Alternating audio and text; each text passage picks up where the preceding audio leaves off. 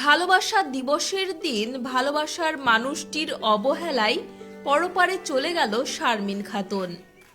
ওই পাড়ার একটা ছেলের সাথে সম্পর্ক আছে, ওই ছেলেটা বলে বাসতলায় ডেকে নিয়ে গেছে, নিয়ে যা আমার বিটিকে কি বলেছে, আর বিটি বলে দৌড়ে এসে অমনি গলি দিয়েছে। আমি বাড়িতে ছিল না ওই মুহূর্তে।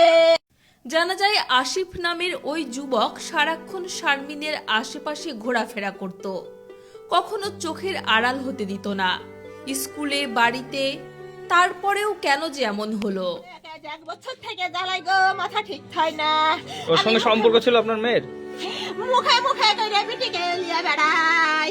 ওই ছেলে কি বলেছে আমি জানি না, ওখানকার লোক বলে দেখেছে ওখানে এটাকে নিয়ে যাতে বাসতলায় ডেকে নিয়ে যাবে কি বলেছে, আর অমনি ধরে এসে আমার বিটি গলা দিয়েছে।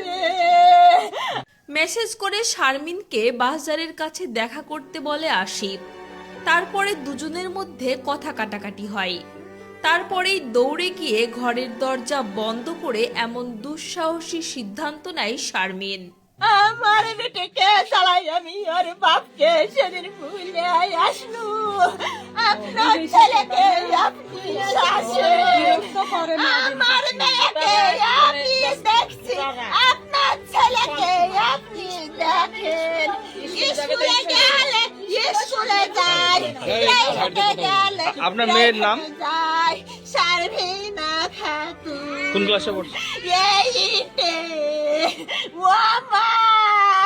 হয়তো ছোট্ট মনে ব্যথা দিয়েছিল ছেলেটি, যা কোমল মনে মেনে নিতে পারেনি 13 বছরের শারমিন। সবাইকে দুঃখ দিয়ে গোটা বাড়ি ফাঁকা করে চলে গেল ফুলের মতো মেয়েটি।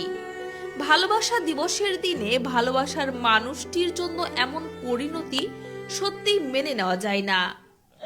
আমি ওই ছেলের শাস্তি চাইবো, ওই ছেলেকে ফাঁসি দেবো।